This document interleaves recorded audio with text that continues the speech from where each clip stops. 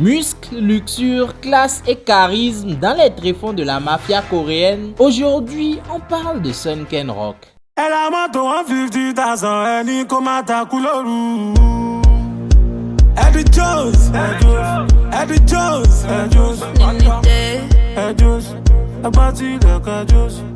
Konnichiwa minasan o genki desu ka? Si vous êtes un amateur d'œuvres plus matures que les shonen classiques et que vous n'êtes pas un anime only, vous avez forcément entendu parler ou même lu Sun Ken Rock. Récemment, je me suis également prêté à l'exercice et bordel, je n'étais pas prêt pour ce que j'allais y découvrir. D'abord, les dessins. Cette section peut se résumer en un seul nom, Boichi. Ce dessinateur de génie qui travaillera plus tard sur Dr. Stone ou encore le spin-off de One Piece, avait déjà un coup de crayon divin à l'époque où il réalisait Sun Ken Rock. Ces personnages aux proportions et aux faciès réalistes sont extrêmement bien dessinés, que ce soit lorsqu'ils flexent dans leur costard ou qu'ils pissent le sang après s'être éclaté la tronche toute la nuit. Les mecs sont tous baraqués avec des muscles saillants qui ont dû créer beaucoup de complexes chez les lecteurs masculins, et les meufs sont toutes des bombes aux formes généreuses qui justifieraient à elles seules l'achat des tomes. Oui, les champions de la main gauche, on vous voit. Ces décors fourmillent de détails, que ce soit les bâtiments dans le panorama urbain ou l'intérieur des pièces malfamées dans lesquelles les personnages évoluent. Si on se penche sur les signes apparents de richesse qui comptent pour beaucoup dans le monde de la mafia, on peut dire que l'auteur a bien cerné son sujet et qu'il l'a retranscrit avec brio dans chacun de ses chapitres. Que ce soit les voitures de collection avec un swag infini, les montres de luxe qui respirent les caras, les chaussures qui chassent les mauvais esprits ou les outfits de créateurs, sublimant le physique déjà divin des personnages, tout dans cette œuvre te fait comprendre que tu es pauvre et que tu dois aller le plus loin possible dans la vie pour goûter ne serait-ce qu'un peu à ce luxe. Je ne vous dis pas d'aller faire comme eux, la mafia c'est mal. Tous ces détails font que la plupart des planches du manga peuvent être utilisées comme fond d'écran tellement elles sont belles. Le charisme des personnages. Ça a l'air drôle comme point, mais tous ceux qui ont lu le manga peuvent confirmer que les personnages dégagent quelque chose. Ils doivent être inculpés pour excès de charisme, parce que ce n'est pas normal que le lecteur ressente des frissons, alors que les personnages sont juste en train de prendre la pause. Et ce, même pour des trucs bêtes. Dans d'autres mangas, les auteurs doivent construire tout un contexte pour générer la même émotion, alors qu'ici, Boichi se contente de mettre un faciès viril pour te faire flancher. Et ça, c'est badass. Les combats. Avec un tel coup de crayon, il va sans dire que les combats de Sun Ken Rock respirent le dynamisme et transpirent la puissance tout en restant à échelle humaine. Cependant, je ne suis pas vraiment fan de la manière dont Boichi dessine ses combats. Vu que je préfère le style cartoony au réaliste, peut-être que la propreté de ses traits est trop contemplative et pas assez immersive pour moi. Les goûts et les couleurs, qu'est-ce qu'on y peut? L'humour. Pour un seinen, Sun Ken Rock est vraiment drôle quand il le veut. Que ce soit dans les petits moments tranches de vie ou pour se foutre de la gueule d'un personnage, le manga sait placer son humour pour rendre ses protagonistes plus attachants et apporter une touche de légèreté au monde sombre dans lequel ils évoluent. Mention spéciale à la planche qui m'a le plus fait rire de tout le manga. Ce manga est un hentai. Non, sérieusement. Avant de lire Sun Ken Rock, je pensais que ça kennait dans Berserk. Mais depuis l'arc des idoles, j'ai compris que Berserk c'est la crèche en fait. Déjà que les femmes sont la plupart du temps à moitié à poil et que même habillées, leur accoutrement est scandaleux. Quand l'auteur déploie ses talents d'ancien dessinateur de manga érotique, il y va à fond. Que ce soit pour développer des thèmes assez profonds, relatifs au métier de la nuit et au monde du showbiz, ou juste pour faire du fanservice bien graveleux, l'auteur ne se gêne pas. Jusqu'à un niveau de l'œuvre, c'est plutôt marrant à suivre, mais à un moment, il faut avouer que ça devient un peu lourd. Surtout quand c'est présenté sous le prisme de l'humour, objectifiant au paroxysme le corps de la femme. Les mini-aventures de Yumin en sont l'exemple parfait. Les intrigues ne sont pas vraisemblables pour un sou et sont clairement des prétextes pour s'astiquer la nouille. Attention aux genoux qui prendront exemple déçus. On ne touche pas ou ne joue pas avec le corps d'autrui comme ça. Pour le coup, le chef otaku n'a pas menti en disant que Boichi dessine avec une main dans le slip. Patriote.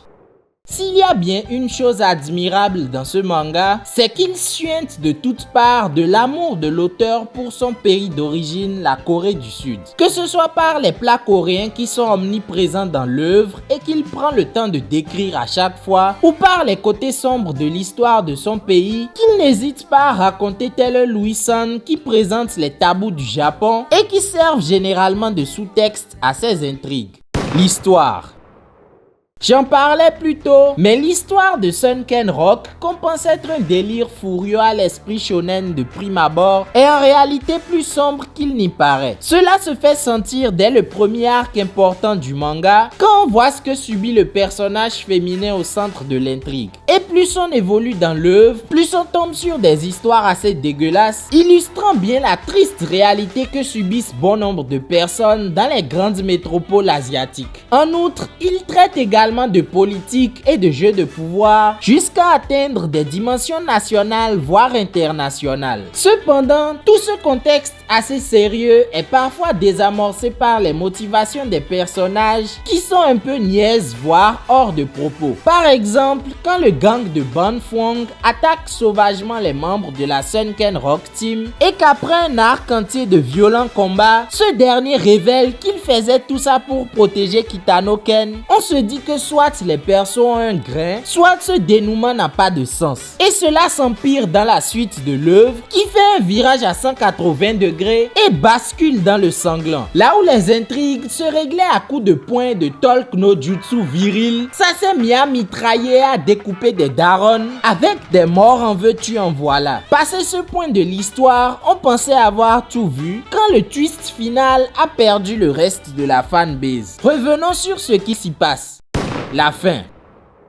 Après avoir enfin consommé leur amour, Ken et Yumin, épaulés par le reste de la Sunken Rock Team, s'attaquent aux dirigeants de l'organisation Aku Ryukai réunis dans un hôtel pour accueillir leur parrain. Après une bataille sanglante où chacun des protagonistes s'illustra avec panache, en particulier Yumin qui massacra ses adversaires encore plus salement que dans le premier chapitre de Kagurabachi. Une fois devant les deux derniers ennemis, Ken affronta le bras droit du parrain et accessoirement le combattant le plus fort du monde à ce moment de l'histoire, quoique je n'ai pas vu en quoi ce combat était si exceptionnel comparé à d'autres affrontements de l'œuvre, surtout qu'en parallèle, il se balançait des discours sans queue ni tête où chacun cherchait à prendre l'avantage psychologique sur l'autre. Bref, Ken réussit à battre son adversaire et alors qu'il réglait son compte au parrain, Yumin le trahit et lui tire dessus. Pourquoi ?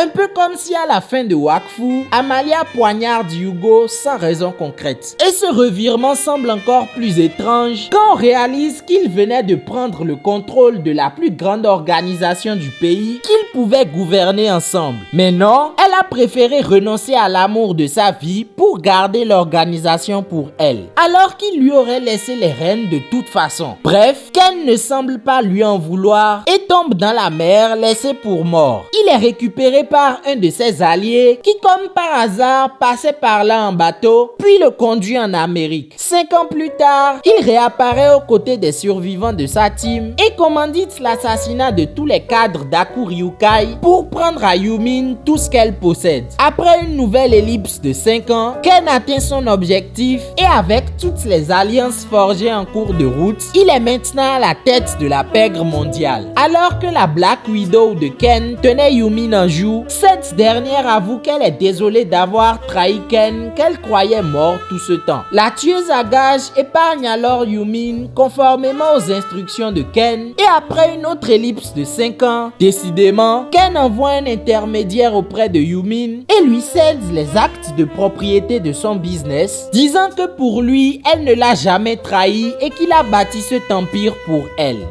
Ai-je besoin d'argumenter pour démontrer combien ce dénouement manque de cohérence ? Grosso merdo, c'était mon avis sur l'El Famoso Sunken Rock. Dites-moi ce que vous en avez pensé pendant que je vous laisse sur cette leçon de vie que Maître Boichi nous a partagée. Écoute petit, je connais un mangaka qui vient de Corée. Il s'est battu de toutes ses forces pour le manga coréen et ça lui a coûté très cher. Son job, sa popularité, ses contacts dans le métier, il avait tout perdu. Et le manga coréen qu'il aimait tant n'était plus qu'un tas de ruines. C'est alors qu'il s'est dit ceci: la vie est plus longue qu'on ne l'imagine. Et même si la route semble barrée, la vie continue. J'ai encore du temps devant moi. Il est alors allé à la fac et a commencé à étudier, puis un magazine japonais lui a offert du travail. Aujourd'hui, tout va bien pour lui. Il vit honorablement de son métier. Comprends-tu où je veux en venir? Même si tu traverses un mauvais moment, ça ne veut pas dire que ta vie est terminée. Tu auras d'innombrables opportunités de rebondir.